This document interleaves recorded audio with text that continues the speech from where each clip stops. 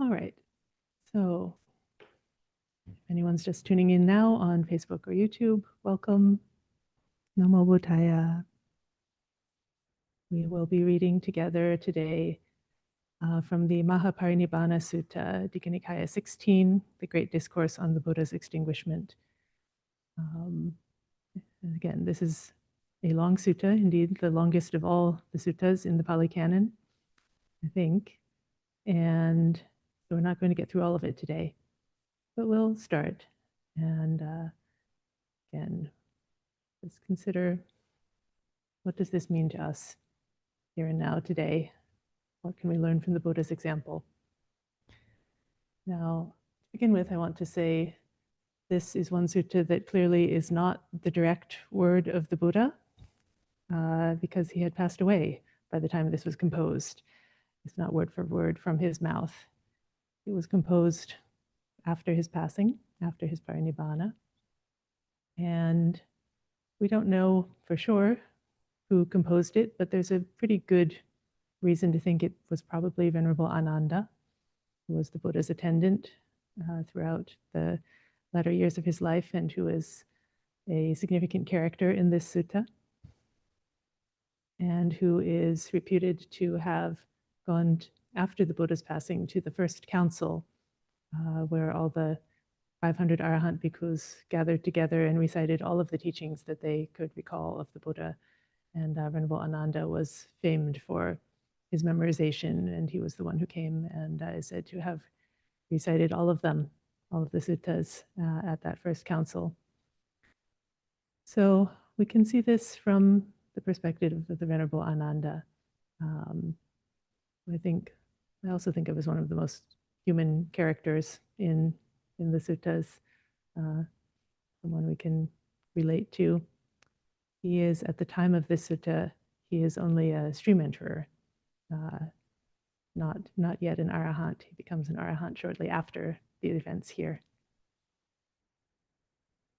So let's jump in. So I have heard. At one time, the Buddha was staying near Rajagaha on the Vulture's Peak mountain. Now, at that time, King Ajatasattu of Magadha, son of the princess of Videha, wanted to invade the Vajis. He declared, "I shall wipe out these Vajis, so mighty and powerful. I shall destroy them and lay ruin and devastation upon them."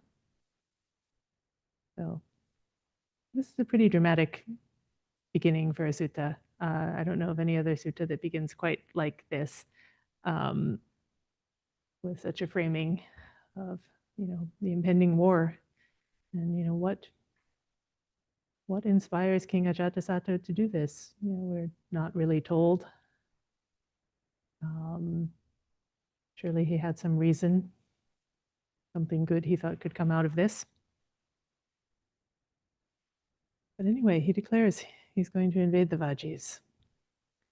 And historically we know that he does, and that he defeats them, and that his empire becomes quite powerful and large through this victory.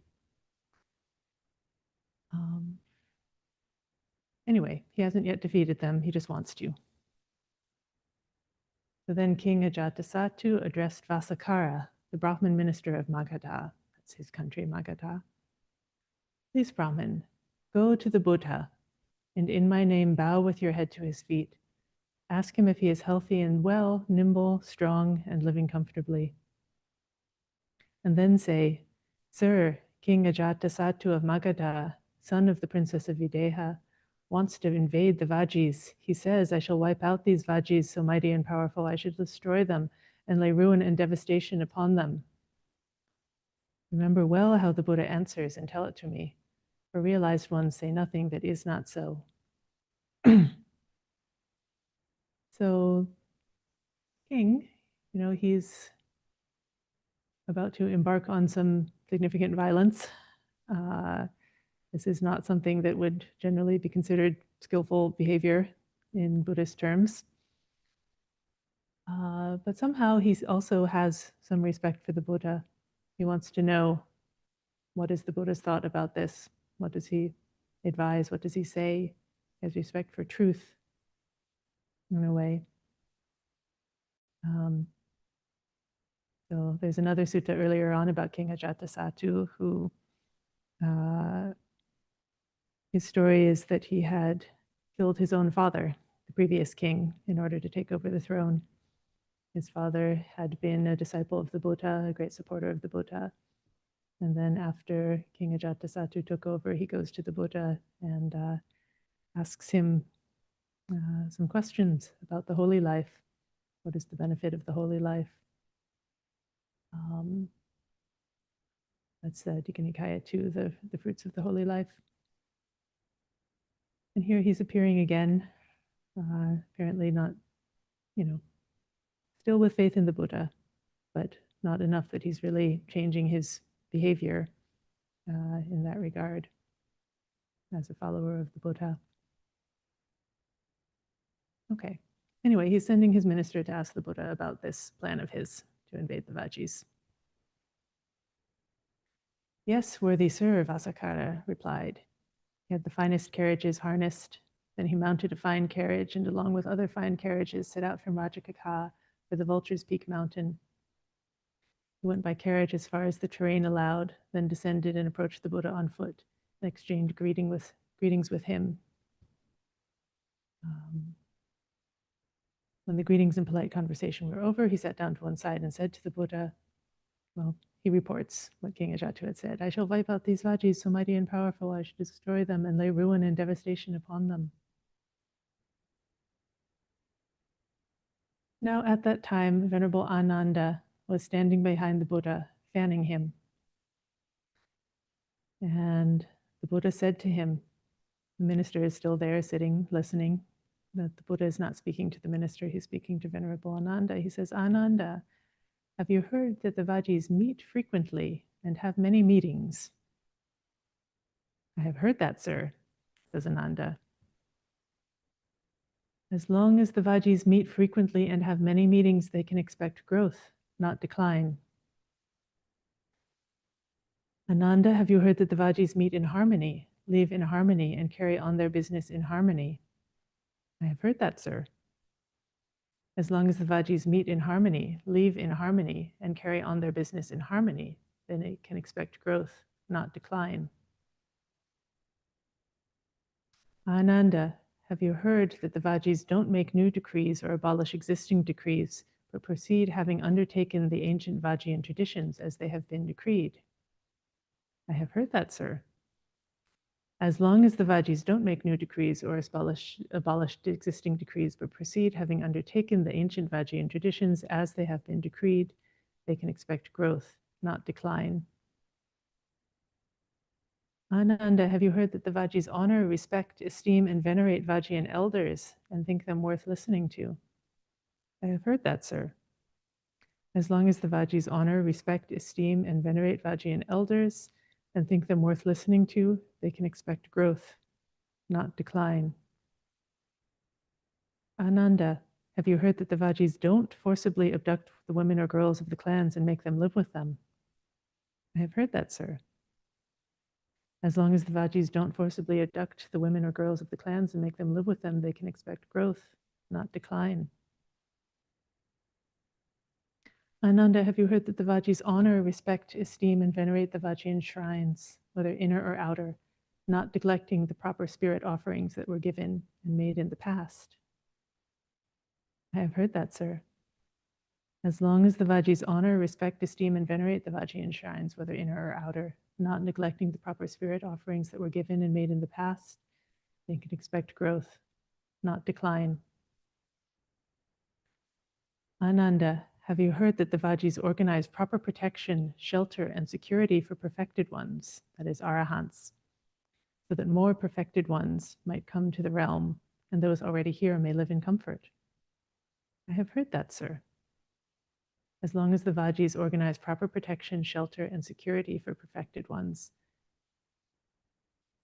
so that more perfected ones might come to the realm, and those already here may live in comfort, they can expect growth, not decline. Then the Buddha said to Vasakara, Brahmin, this one time I was staying near Vesali at the Sarandada shrine. There I taught the Vajis these 7 principles that prevent decline. As long as these 7 principles that prevent decline last among the Vajis, and as long as the Vajis are seen following them, they can expect growth, not decline. Okay, let's pause here. So why do these qualities lead to the expectation of growth and not decline? What is it about this that prevents them from declining?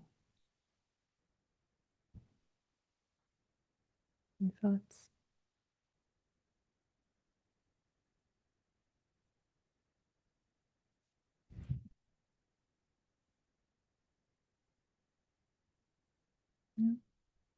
Yeah, I mean, like I hear a lot of right effort.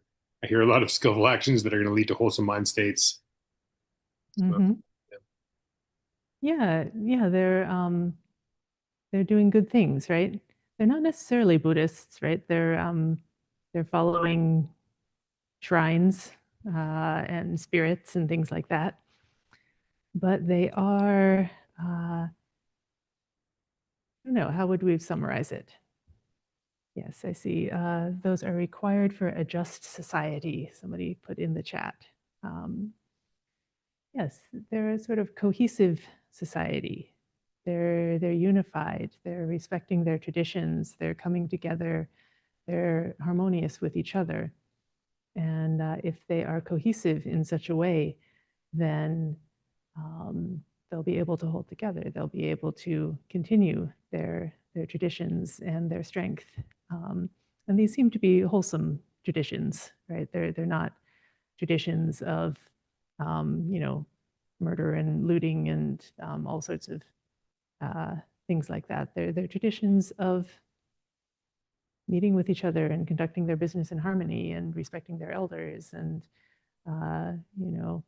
making things safe for the people of their realm and all of this.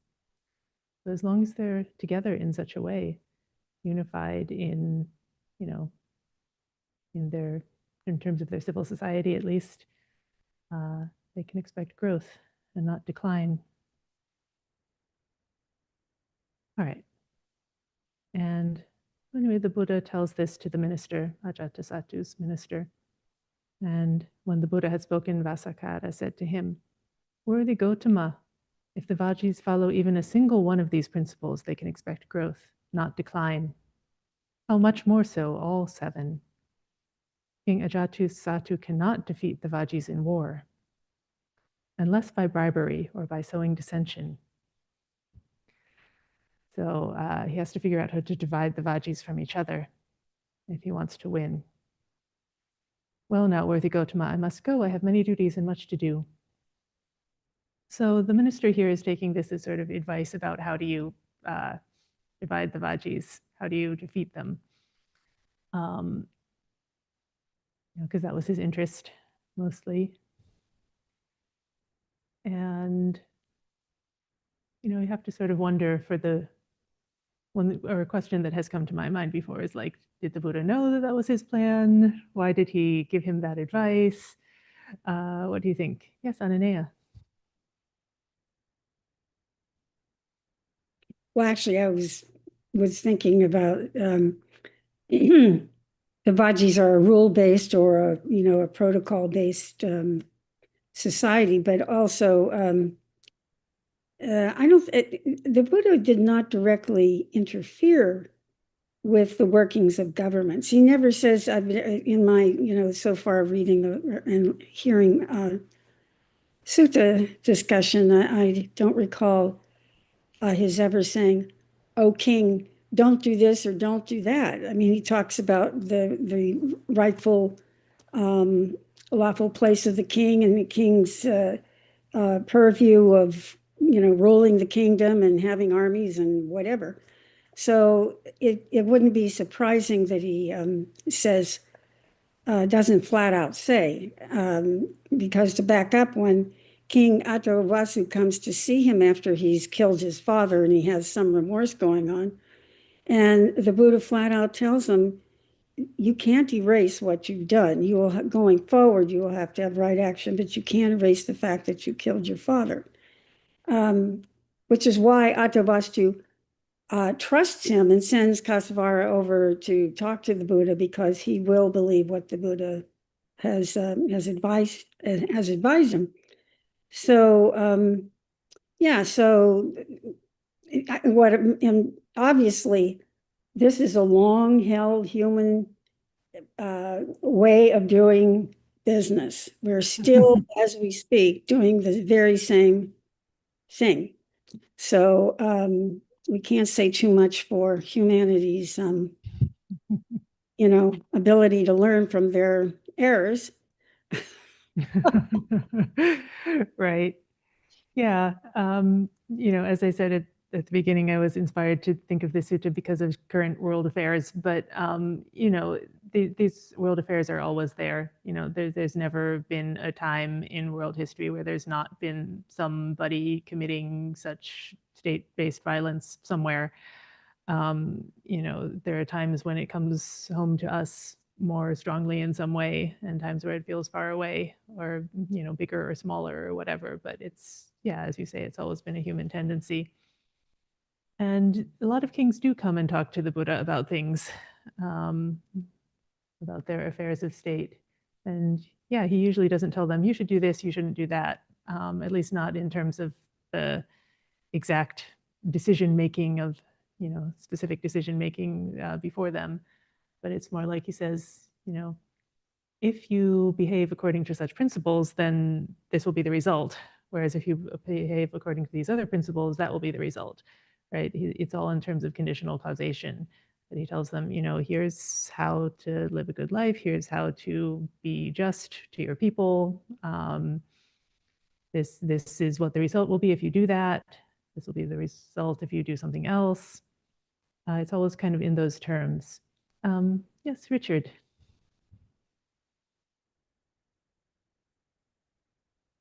Thank you, Aya.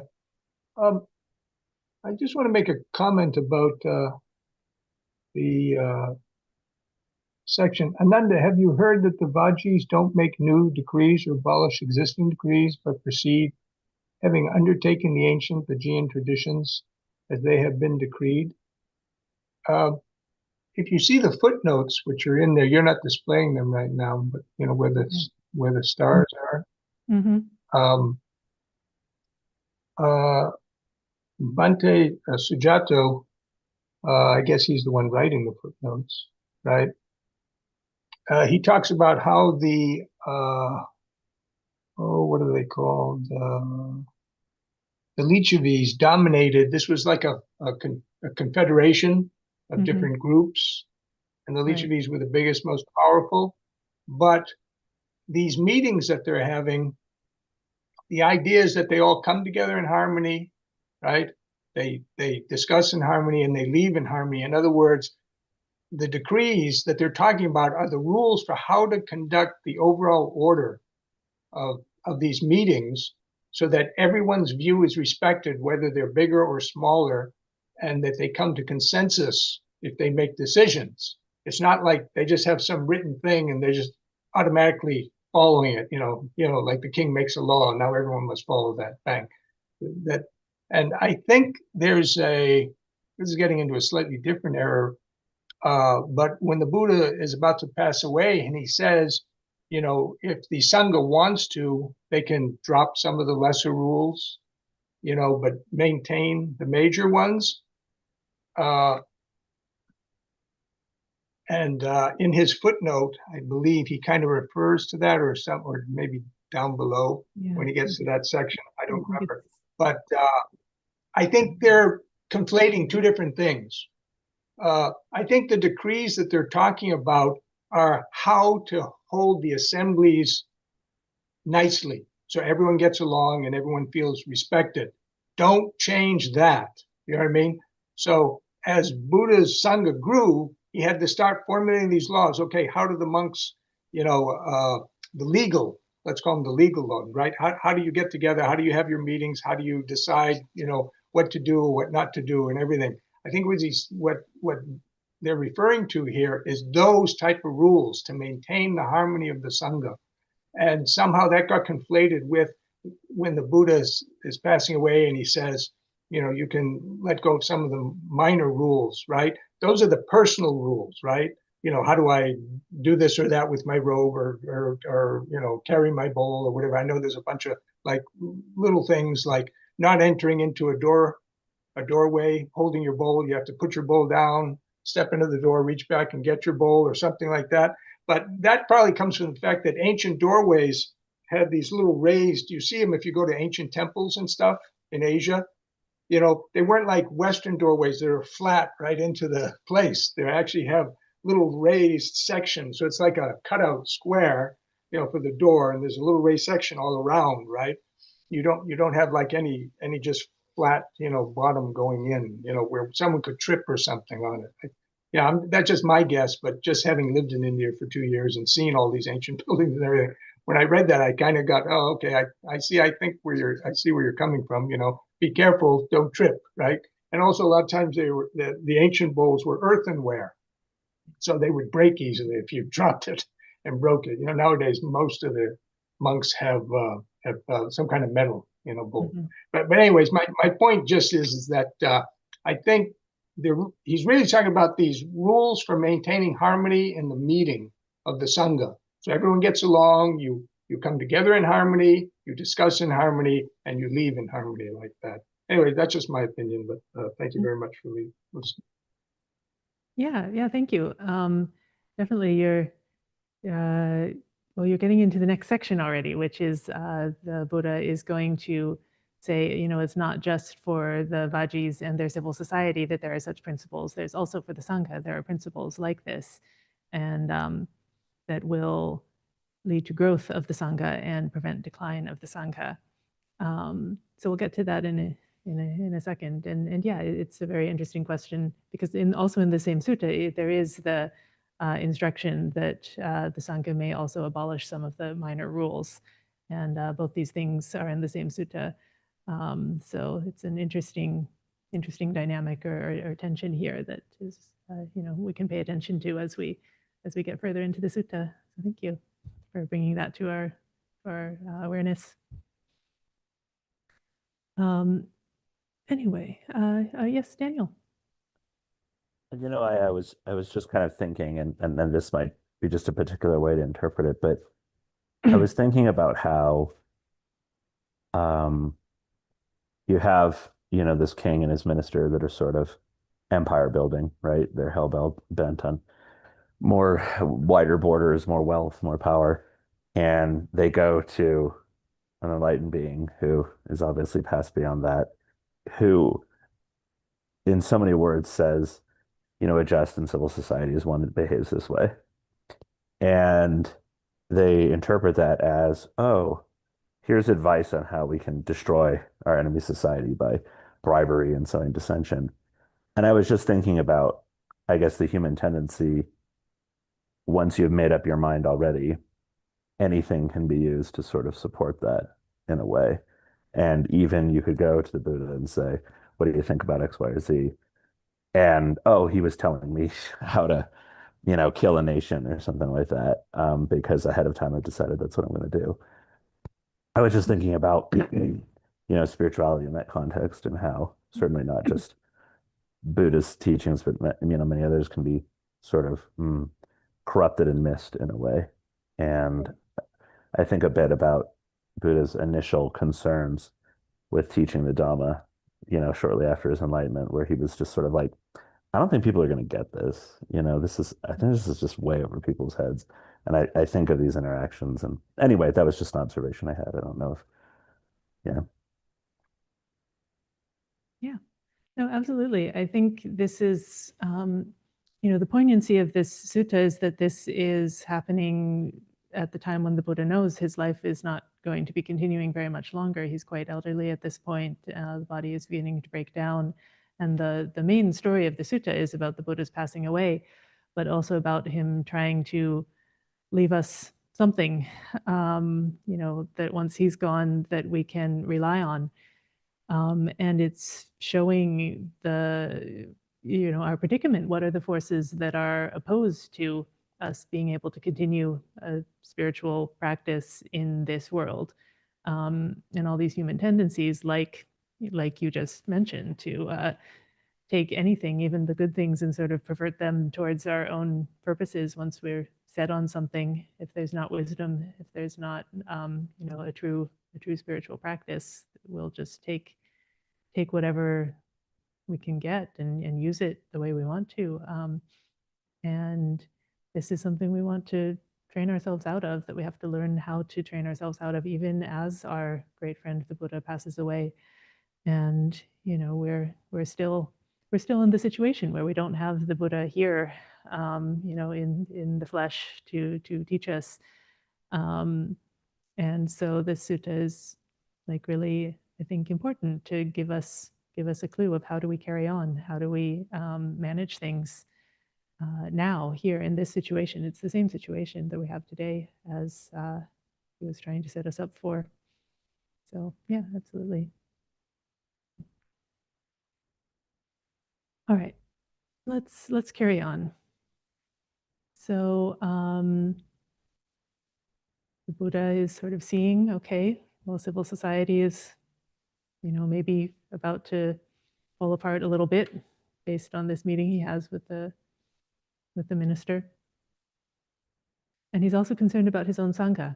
So following this meeting, the first thing he does is he tells Ananda, "Go, Ananda, gather all the mendicants staying in the vicinity of Rajagaha together in the assembly hall." "Yes, sir," replied Ananda.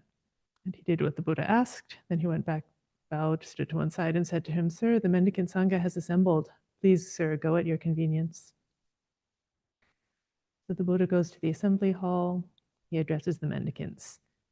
"Mendicants, I will teach you these 7 principles that prevent decline. Listen and apply your mind well. I will speak." "Yes, sir," they replied.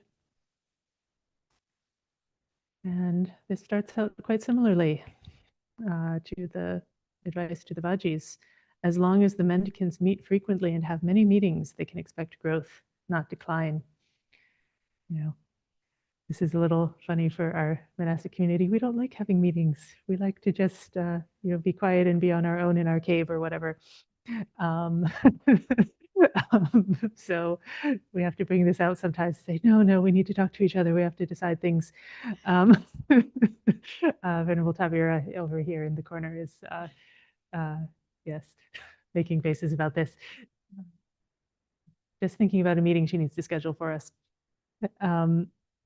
So anyway, as long as they meet frequently and have many meetings, they can expect growth, not decline. And the footnote here says this especially applies to the Uposatha.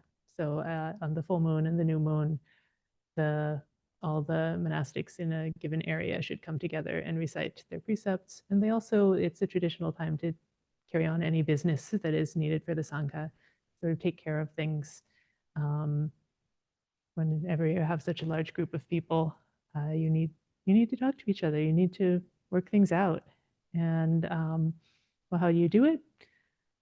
You meet in harmony. As long as the mendicants meet in harmony, live in harmony, and carry on their business in harmony, they can expect growth, not decline.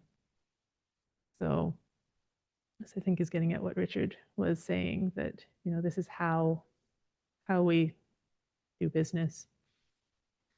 The purpose of the Uposatha really is for us to be able to come together with each other and come to harmony. If we've been out of harmony, it's an opportunity to come to harmony. It's sort of our requirement before we can have an Uposatha, is that we have to work our stuff out. And it's built into the monastic life, is that we have to come together every 2 weeks and work things out well enough that we can go on. And like every 2 weeks, we give a firm indication that we are still a community, that we still have the same training, the same recitation of the rules, and that we believe each of us is training purely in them. That's the purpose of our Uposatha. And it's not just a ritual. It's meant to really be reaffirming and, if needed, reestablishing harmony again and again every 2 weeks. And as long as we continue that, Buddha says, the mendicants can expect growth, not decline. As long as the mendicants don't make new decrees or abolish existing decrees, but undertake and follow the training rules as they have been decreed, they can expect growth, not decline. This is what Richard was mentioning earlier. Let's read the footnote.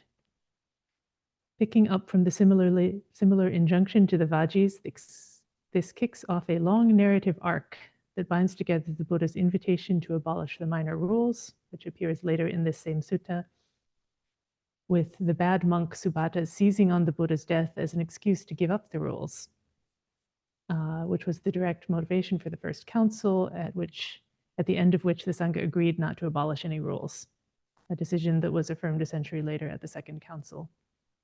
So anyway, so it's a little complicated. I think there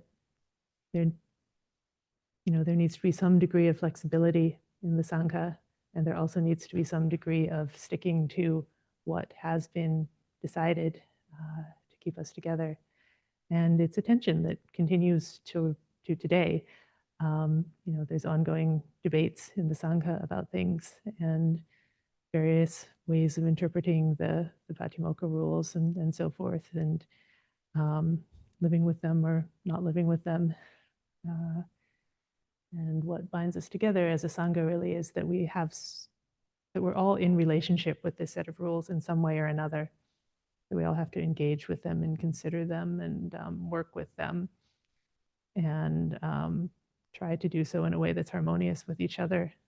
It's actually sort of, having just come back from our pilgrimage with 100 monastics from different countries, different trainings, different languages, and all of us sort of trying to make one community together just for a week. It's a very interesting, rich experience to try to do that together. We all have some relationship to the Patimokkha. We're all bhikkhunis or seminaries or whatever, right? And yet we have these different trainings and different backgrounds in some respects. And then we need to come together and recite the Patimokkha together. We need to somehow bring all those groups into one place and sit down and affirm together that we're one community. And that's a very interesting and rich training ground, actually, to see how to do that when there are differences, but how to work with those differences and also acknowledge and affirm and celebrate our similarities. So, I don't want to get into too many specifics about that, but yeah, it's an interesting thing. And it's an interesting thing that this practice of the Uposatha makes us work with, makes us really consider and discern, why are we practicing the way that we are? Anyway, ongoing tension here, but basically we should respect what has come before, including not only the rules, but also, as long as the mendicants honor, respect, esteem, and venerate the senior mendicants of long standing, long gone forth, fathers and leaders of the Sangha, and think them worth listening to, they can expect growth, not decline. Sujatta's footnote here. The nature of seniority in the Sangha is often misunderstood. There is no hierarchy, literally rule of priests in the sense of power-based relationships.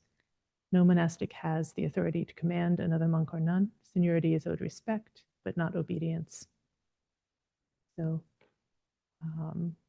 yeah, it's about thinking this person is worth listening to. This person may know something that I could learn from that I don't know. And giving them the time and the opportunity to listen, hear what they have to say with honor, respect, esteem, not necessarily direct obedience. Okay, so far this is all exactly the same as what the Buddha said to the Vajis, basically. The next few are a little bit different. As long as the mendicants don't fall under the sway of arisen craving for future lives, they can expect growth, not decline. So, Yeah, basically they need to be committed to the monastic life. They need to be committed to what they're doing and to the purpose of that, the goal of that, which is Nibbana. Not seeking any other sort of life other than that. If they are committed in that way, then yes, of course, they'll experience growth in monastic life. You know, seems natural enough. As long as the mendicants take care to live in wilderness lodgings, they can expect growth, not decline. Okay. As long as the mendicants individually establish mindfulness so that more good-hearted spiritual companions might come, and those who have already come may live comfortably, they can expect growth, not decline. So this is interesting in terms of the role of mindfulness being that it's comfortable to live with somebody who's being mindful. It's attractive. People who are mindful want to live together. It's often not the way that not the framing that we put on mindfulness, but I think it's true. Somebody who's being sort of careful and with the way they're behaving, it does become more easy to live with them, I think. Anyway, as long as these 7 principles that prevent decline last among the mendicants, and as long as the mendicants are seen following them, they can expect growth, not decline. Right. So let me pause here. Any comments at this point?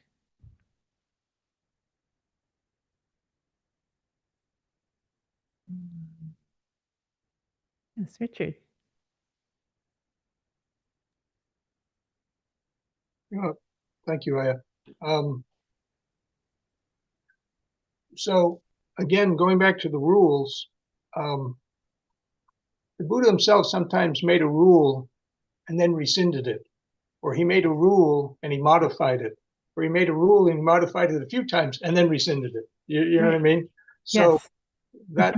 so that's why I'm just trying to make a point that I think what they're talking about is what the Assembly of the Fijians is doing. It's the rules of how to come together in harmony and discuss things so that everyone gets along and we leave, okay, in harmony. Okay, let everyone's voice be heard. You know, don't try to dominate. The Lichavi should not try to dominate, you know, the other ones like that. The other thing is that, like you were saying about mindfulness, okay, if a person is mindful, they're going to be very careful about how they interact with other people. And so, therefore, when new people come, like Buddha would describe them like, what do you say, like tender shoots or something, you know what I mean, easily. And I think there's a sutta where he talks like that, right, where they can be hurt or offended easily, right? But if you're very careful of how you deal with others, right, you're not going to have a problem there. And the other thing is about if they live in wilderness lodgings. We see when we look at the history of India, by the time the Muslim invaders came in, and even somewhat before that, when some of the kings were kind of wavering and going back and forth in different dynasties to Vedic, Brahmanism, whatever, or then back to Buddhism. Sometimes when they wanted to fall back to Vedic Brahmana, they would attack the Buddhists. And this was easy to do if the Buddhists were all kind of corralled in big monasteries, right? And same thing when the Muslim invaders came in, they were able to find, giant monasteries and university monasteries and things like that. And they were able to, get all the monks, easily, right? And kill them or drive them away or whatever, whatever it is that they wanted to do. So I think that's, part of the reason why we see today sometimes this slightly different thing when we see Buddhist countries that have Buddhism as the state religion. Sometimes we hear about these, scandals, where the monk has done something, or even a group of monks collaboratively have done something wrong or bad. And that's because they have these big giant temples, and people just come, and if you know anything about, they're just shoveling money and fancy cars and everything, at the monks constantly, right? And so this can cause you to become corrupted, and so I think that's why in the Buddhist time, I don't believe there were any like large monasteries or anything like that. There may have been gatherings of monks. Maybe they all lived together in a mango grove or something like that, and then at a certain point they started making little huts and things like that. And there's the palace of Megura's mother, but when they say palace of Megura, we don't really know how big that was, compared to the average little hut people living in. You might call a certain, regular sized building that's today a palace, right? And even the Buddha, when he went in there one time and saw that there were a lot of bed places for all the monks, he asked, "What's going on in here? Why are all these monks living together in this palace?" Right? Yes, Ananda. And Ananda said that they were sewing the robes and stuff, for the end of the retreat. So, but anyways, I think you can see how Buddha was, had some insight, like, not to do those type of things, to try to stay away from that kind of stuff. Anyways, that's just my opinion on a number of subjects. But thank you very much for listening. Yeah, thank you. I think you made a couple good points about the Vinaya. One is about the fact that the Buddha was regularly changing rules. I think people can have an idea that these rules have just like been handed down, like in a body, like they appeared as like the true rules that are true for all time and all places, and that every Buddha would give the same set of rules. And we can see that in the Vinaya, in the original text itself, the stories tell us that's not so. Like all the precepts, they were responsive to the conditions that were arising. They were responsive to actual situations that were coming up in the Sangha. And he would make a rule when a situation came up, and then if some other situation related came up, he might have to adjust the rule. And some of them go through very long chains of adjustment. And so I think that's an important thing to understand. And the other part about that is that they were coming up because of monks behaving badly, right?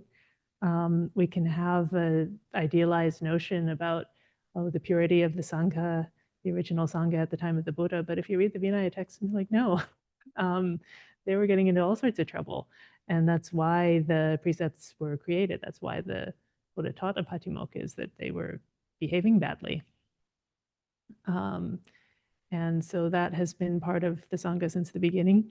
And yes, still is today. Definitely, Buddhism in some places has a reputation as being a very peaceful religion, and people are sort of inspired by it for that reason. But it's not necessarily so throughout history, and there is corruption, and there are, problematic things in the Sangha today also. So we shouldn't have some overly romantic notion about Buddhism being the perfect religion and everybody being all peaceful and good all the time.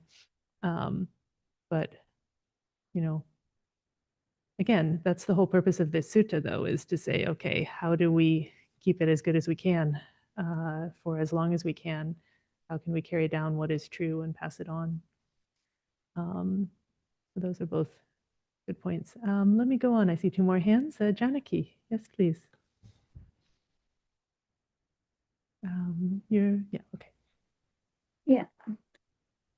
Sadhu. I don't understand the meaning of this this phrase, that wilderness lodgings. I don't think it is necessary that the monastics should go and live in jungles or in isolated places. I think it is what it means is that they should not be attracted to or attached to, or shouldn't personalize things. That means they can live among a crowd or in a village or town or city or even in a park or anywhere. But wilderness, I think, I don't know, I may be wrong. I'm just asking you. It is that you should be, you should live with your own self. Without having any attachment to the outside world or physical world. That means without personalizing. Is that the meaning of that? Well, When think- beggars take I care think- to live in wilderness Right. lodgings? Yes. Well, I mean, yes and no. I mean, I think if you look at what this word literally is in the text here, it's aranya, which literally means forest. Mhm. Like for Dhammadharini, our forest hermitage is called Aranya Bodhi. Aranya means forest. But it's true that, the Buddha didn't spend full time in forests even. He spent a lot of time in forests. He usually tried to be staying, even when he visited a town, he would try to have a place like outside the town a little ways. And if a king wanted to prepare a wonderful space for the monastics, they would give the park that's a little ways outside the town, right? So they're not like right in the middle of the town, right in the middle of everything. But there were places where there were a lot of monastics living together, where there were buildings started to be created. We don't know how big, we don't know how fancy they were, as Richard was pointing out, but it's true that the monastics were not all just sort of resting at the root of trees, each one individually.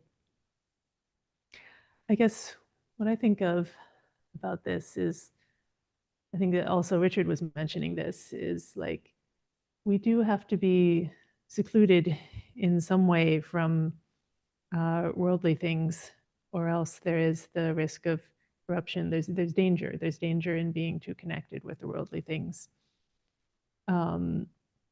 There's another sutta about, the name of it is escaping me at the moment, but it's a sort of the Buddha telling a legendary story about complete societal collapse, about the cycle where people start out extremely long-lived and very moral and ethical, but then they start to get coarser and coarser and coarser and live shorter and shorter lives and behave less and less virtuously, and eventually they only live 10 years or something, and then there's a period where they say there's a 7-day rain of swords. That means people are just out there just killing each other indiscriminately, is how it seems to be described in this legendary text. And in that text, the thing to do, the thing that can be done even in that time of complete indiscriminate slaughter, is that some people run away to the hills, to the forest. They just get out of it and they wait it out. And, they're not living together. You can't really trust anybody at that time. They just run off to the forest, and they wait it out. And then when the killing stops, they come out again and they see who's left. And they say, "Oh, dear being, you're still alive too." And they, at that time, reestablish themselves in ethical behavior.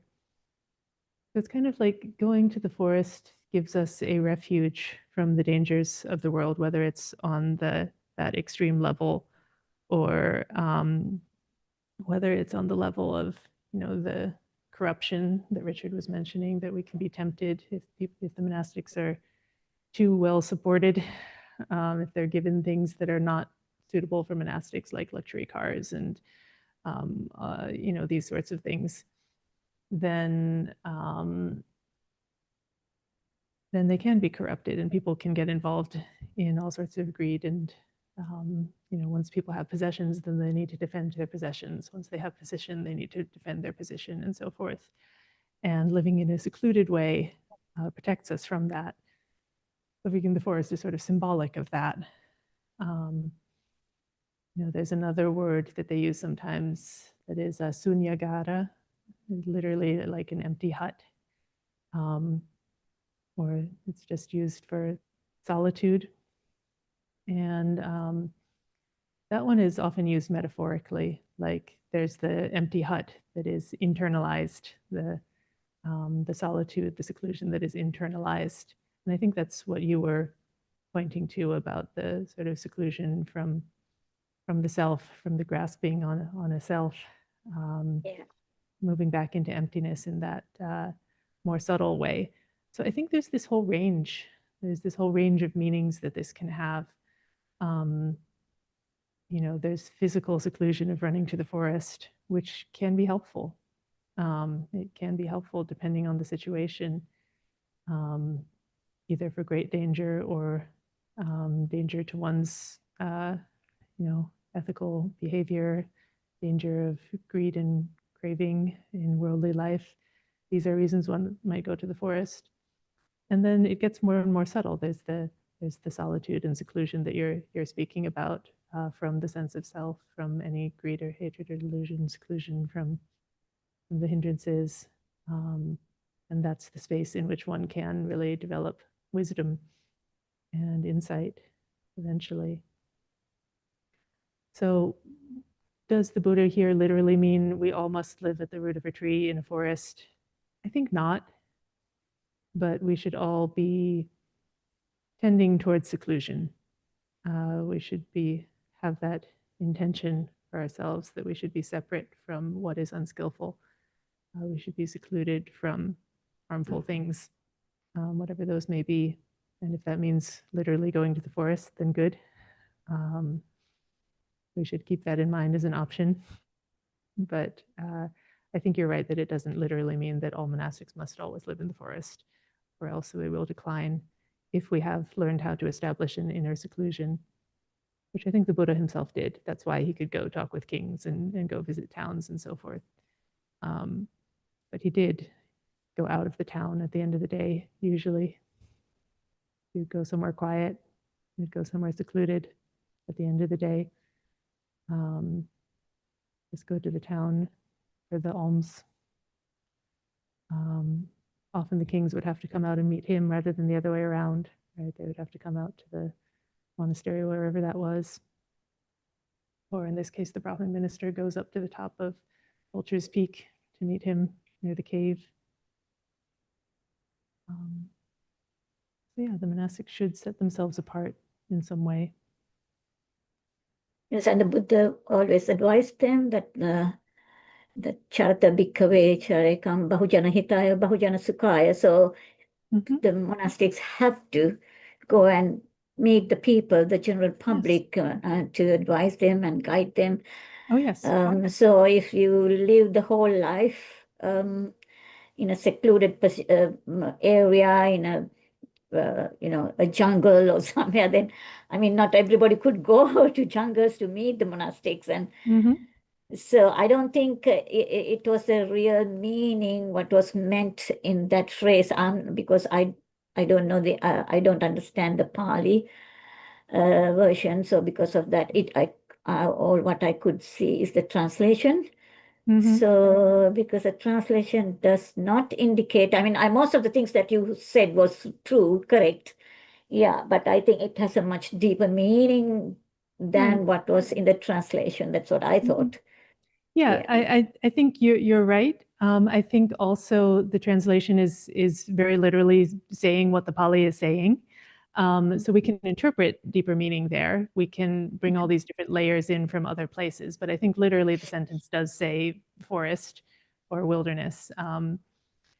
But yes, if we look in other places in the canon, certainly the Buddha does not say you can just go live in the forest by yourself and never see anybody else. He specifically sets things up so that you cannot do that, so that you have to rely on people for alms. That means going every day to meet people.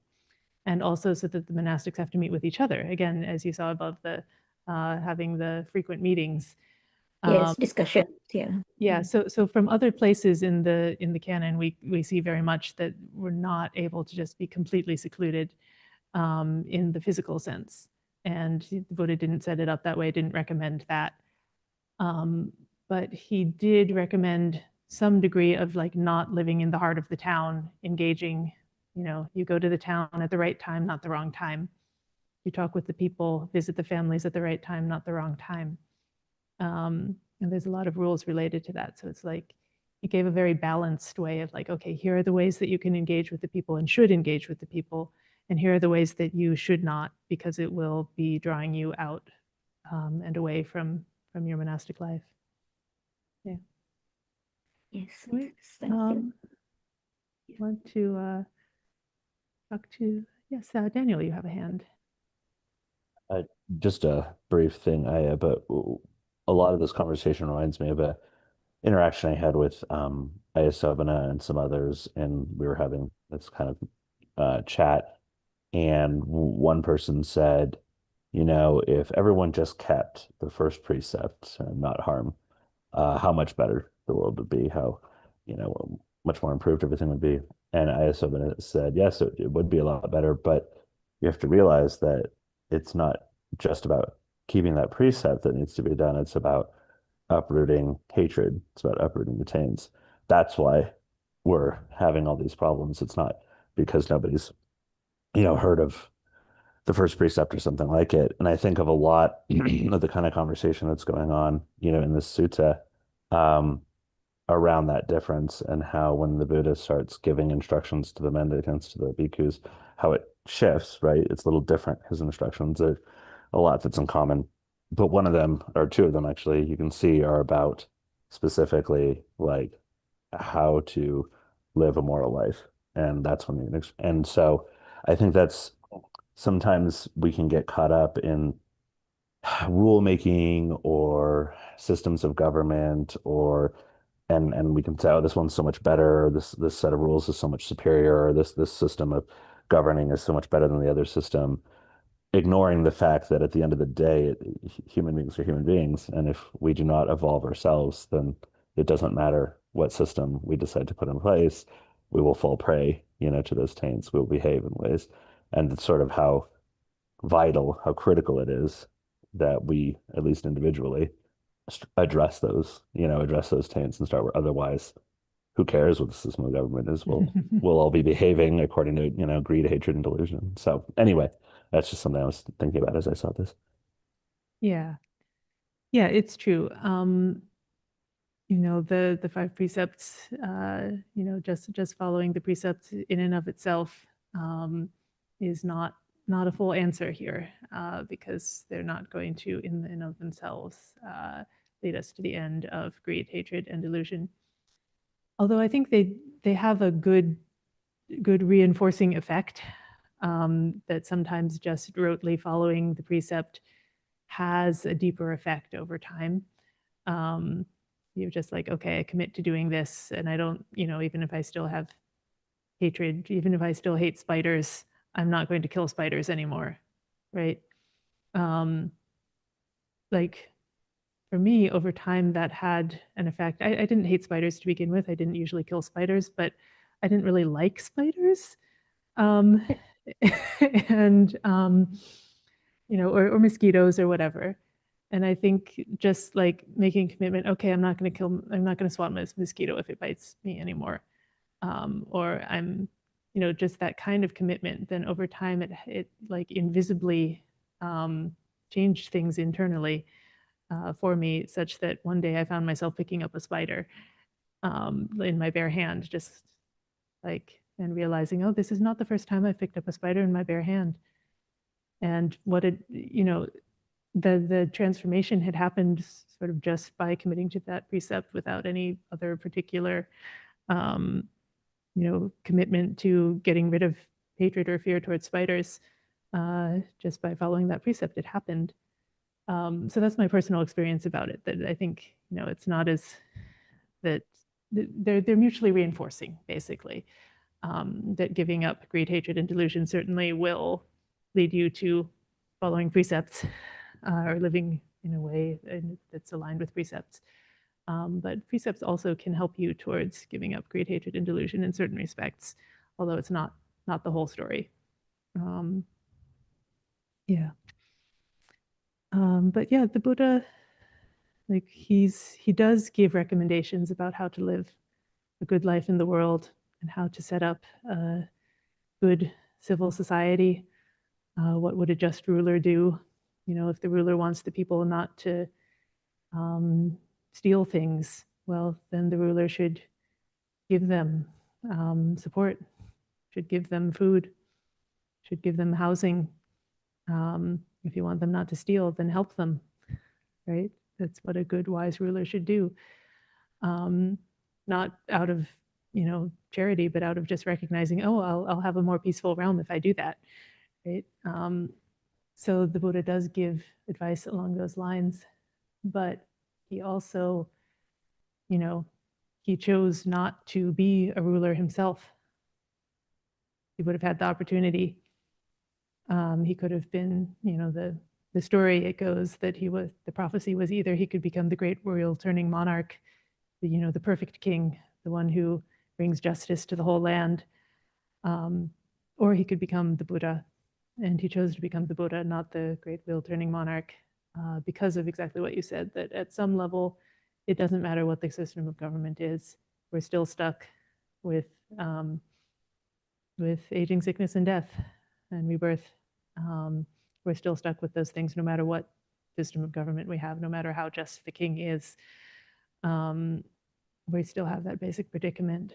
And so the greatest thing that he could do was to help us out of that, while also understanding that, if you have enough to eat and a safe place to live, then you're less likely to be tempted to do things like stealing.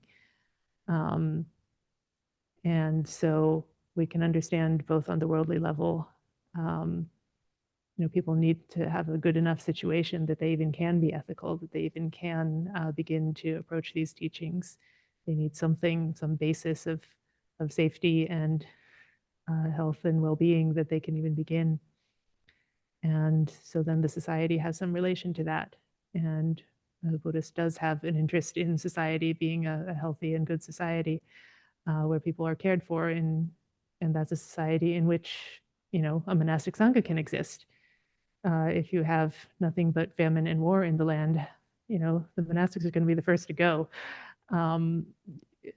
Either we have to disrobe to survive, or we're going to starve to death. We're sort of helpless creatures if we're really following our monastic form. So, the things go together. Richard, you have a hand. Thank you, Raya. Just to go back to this idea of living in the forest. So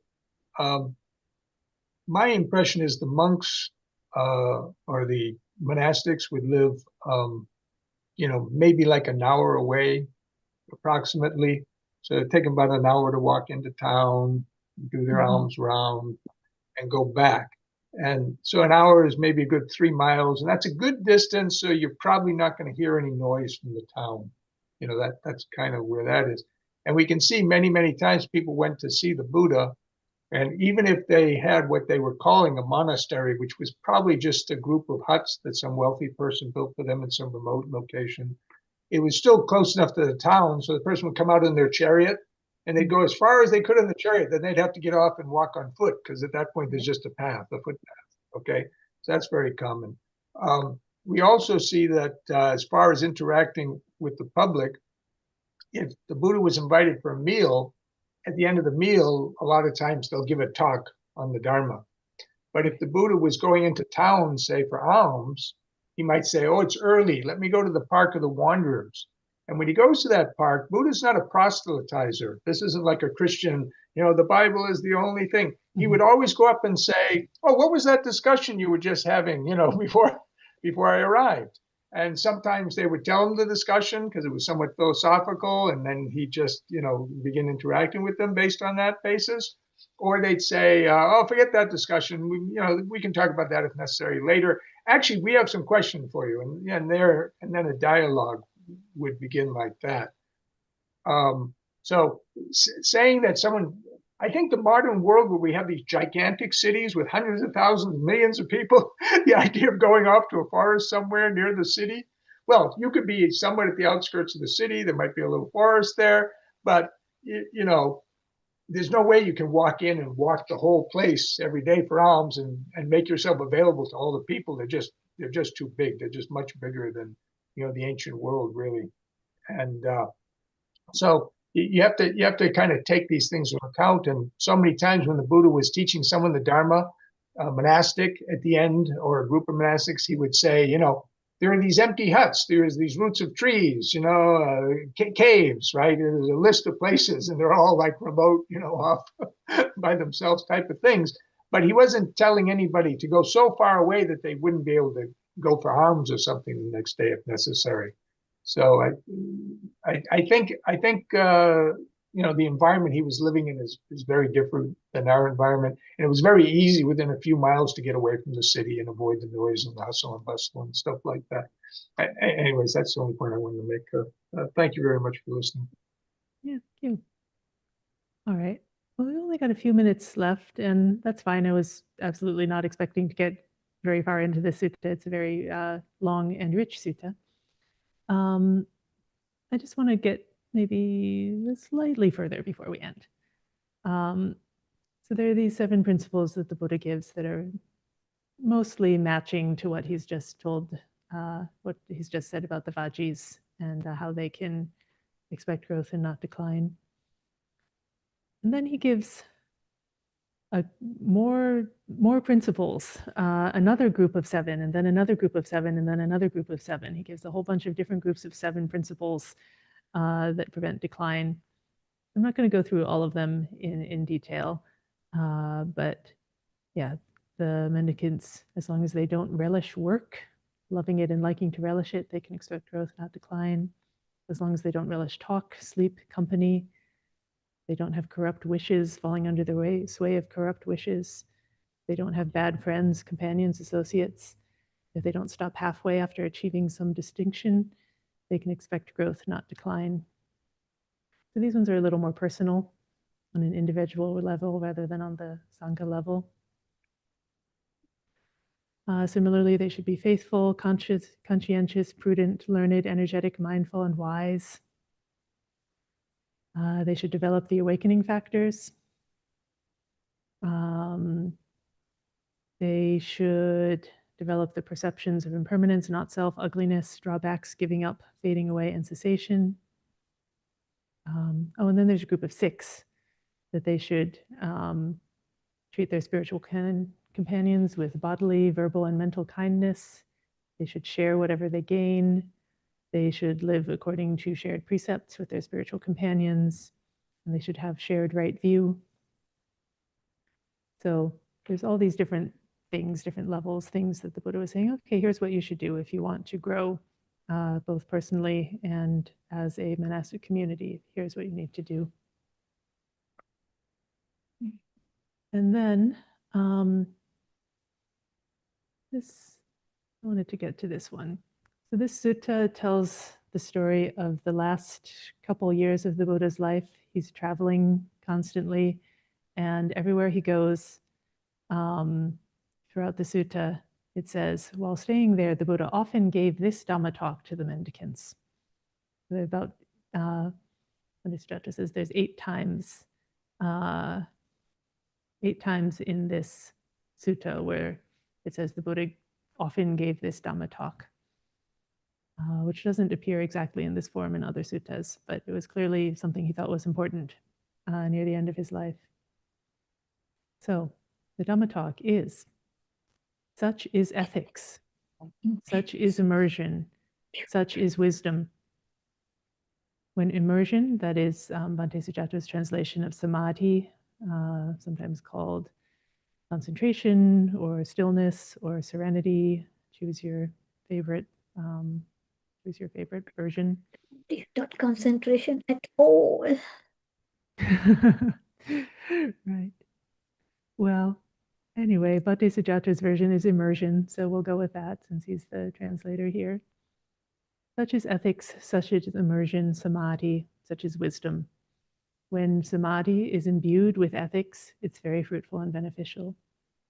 When wisdom is imbued with samadhi, it's very fruitful and beneficial. When the mind is imbued with wisdom, it is rightly freed from the defilements, namely the defilements of sensuality, desire to be reborn, and ignorance. So this is a very brief summary of the whole of the Buddha's path, really.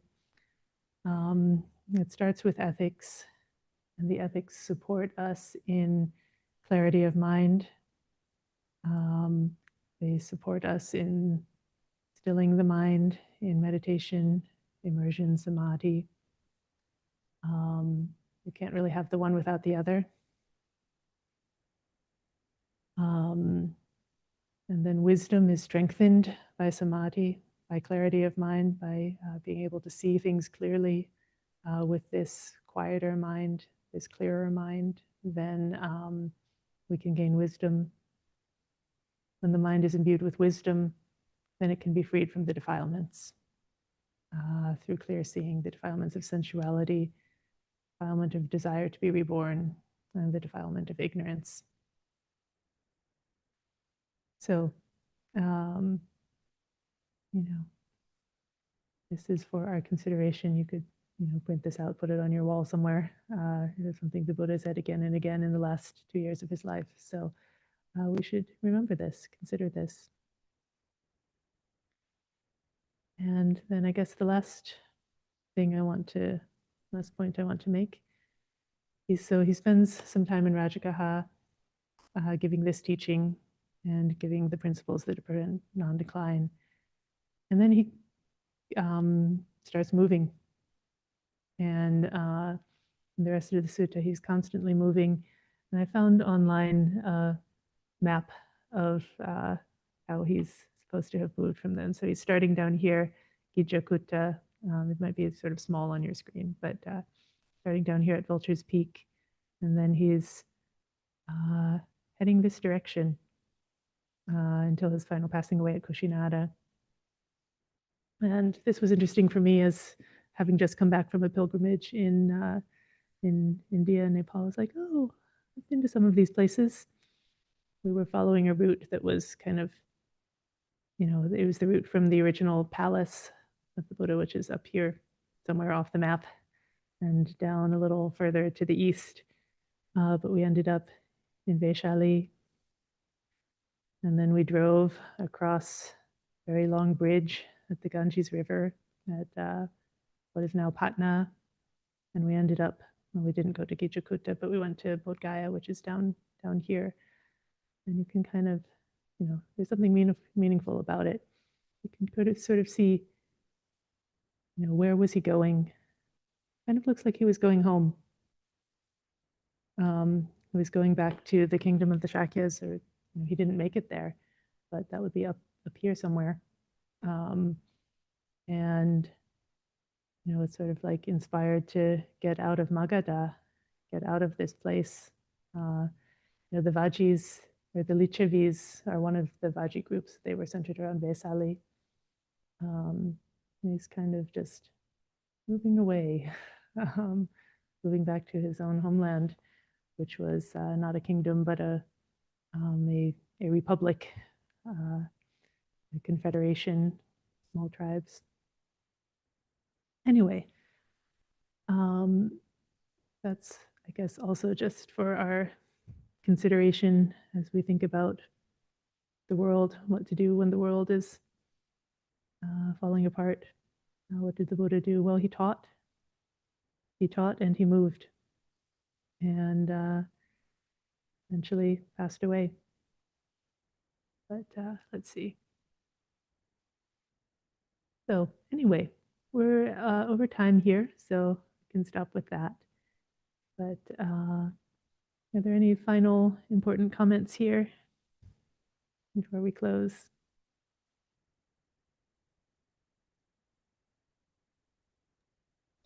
Just real quick, Christy mentioned this in the chat, but I really thank you for doing that map.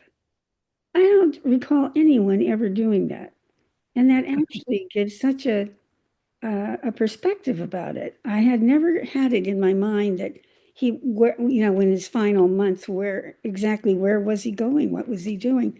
As far as his, from the time of his birth and where he kind of, migrated and everything was, I had a picture of that. But it's really, thank you for that. That was really quite wonderful. Yeah, you're welcome. I should say it's speculation that he was going home. And I got that idea from Bhante Sujato, who has given some teachings on this sutta. But it really does look like he's headed in that direction. And it was interesting being on pilgrimage just now. Basically, we'd been going the other direction, starting from his home place and going to the place of awakening, and then to see it just sort of going back that other direction at that time. So it's just interesting to consider why and what, and Well, I wasn't we don't really know, but yeah. really thinking in terms of the return home, although that seems, like where he was, what was headed. But just that you have that perspective of what he was, how that tied together all those places and things too is Right. Yeah, they're real places. That's the amazing thing. Yeah.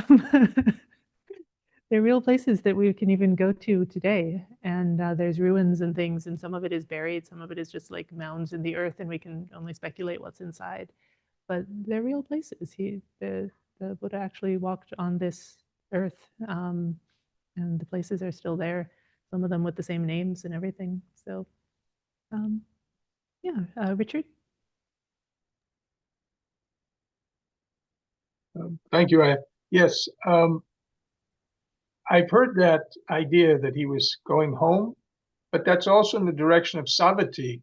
Mhm. And Rajgaha and Savatthi, Magda and Kosala were the two main places where he had the biggest amount of followers and everything. And he spent most of his reigns, I believe, in Savatthi area, Yeah. Kosala. So, my personal opinion was, if you're looking at the sutta, he knew he was going to pass away soon. I know it has a narrative that at a certain point he asked Ananda this, that, and the other thing, but it seems like it came to him because of this question and everything that came up from the minister that, you know what, I need to take one final step to put the house in order.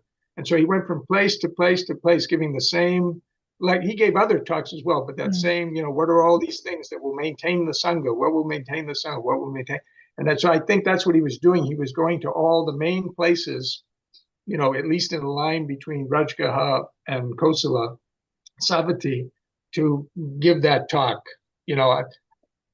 I'm not sure if he would be that interested in going back to the place of his birth. But the scholars that came up with that, I think they're looking at it from a little more worldly perspective. You know what I mean? Like, people are attached to where they were born and stuff like that. I think it was more like he was just going to the main places along that route where the Sangha was the most prominent. If he could live that long, and he almost made it. He got pretty close. But anyways, that's just my opinion, but thank you for listening. Yeah, fair enough. And we don't really know. It's not said in the suttas, where is he going and why. We just look at the direction he was headed. And it's true that if you go a little more towards the east, you get back to his home place. If you go a little more to the west, you get to Savatthi. That's a good point. And we don't know. And it's true that this was, a lot of things happen in all of those places. And he may have just been on the main route where he was just trying to tell everybody what they needed to know at the end. That's a good theory also. And again, don't really know, but thank you for bringing that up. It's a good, I hadn't actually heard that one. I've only heard the speculation about him going home. So I appreciate you bringing that option in also. Ananea, you had a hand again? No, I agree with Richard. And also I think it may have been part of his thinking is that if he is up farther north, that would be closer proximity to the people that were important, in his Sangha, the major arahants, etc., would be perhaps more in that area in proximity to come if they wanted to, or be there when he passed. Right. Speculation, obviously. Yeah, no, it's also interesting that during the same time period, like Sariputta and Moggallana both actually pass away during the same time period, according to the commentary or reconstruction at least. It's not mentioned in this sutta, which is a little strange. We think Mahaprajapati Gotami also passed away during the same time period as the leader of the Bhikkhuni Sangha. Yeah, you're muted. Mahaprajapati was, if I remember reading the other, this is the other Parinibbana suttas, not just this one, that she had asked his permission what, 2 weeks or so before, or a month or something before he passed. And by the time he passes, his entire family and all his chief disciples, Moggallana and Sariputta, his son, his former wife, and Mahapajapati are all gone. They all precede him in death, in Parinibbana. Mm-hmm. Right. Yeah. I mean, I think a lot of the timeline things you'll hear conflicting stories about, and I don't think we should take too much. It's interesting to think about and hear about, but I think there are conflicting accounts in different sources, and it's not really clear from the original canon when exactly all of these things happened. The one story is that it's the date that, at least for Dhammadharini, we have been recognizing as the Parinibbana of Mahapajapati Gautami is in February, the Magha, after 7 days after the Magha full moon. And that's based on ancient textual sources, but that would put her passing away at 3 months before the Buddha's. And in her Apadana, it says that the Buddha was there for her funeral, and it has this very moving depiction of him after she's been cremated, gathering up her ashes in his own alms bowl and carrying them, like doing the duties of a son to his mother at that time. Which then, if that's only 3 months before his own passing, and he's quite elderly and ill at that point, it's a moving story, and there's a lot that we just don't know about the exact details of it. But yeah, but it is interesting to think that there were real times and places where these things happened, that there was a direction that he was moving, that he had some purpose. And, we don't know exactly where he was going and why. We do know that, he'd already walked the entirety of the most important path, which was to Nibbana, and that's where we can follow him best, according to all his teachings.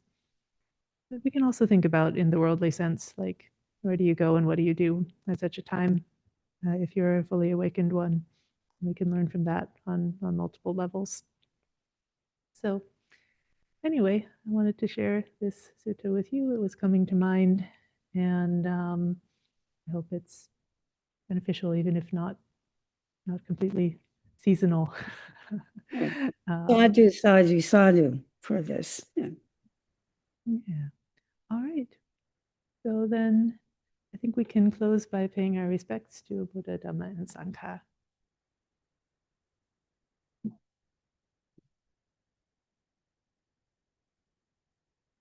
Arahang Samma Sambuddho Bhagawa Buddhang Bhagawantang Abhivademi.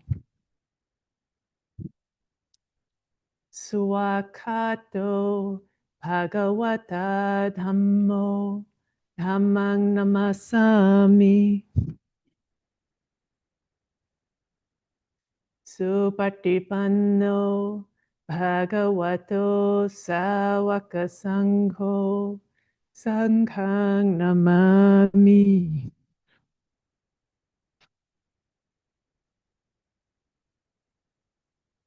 Right. Thank you, everyone, for your patient listening and your good conversation.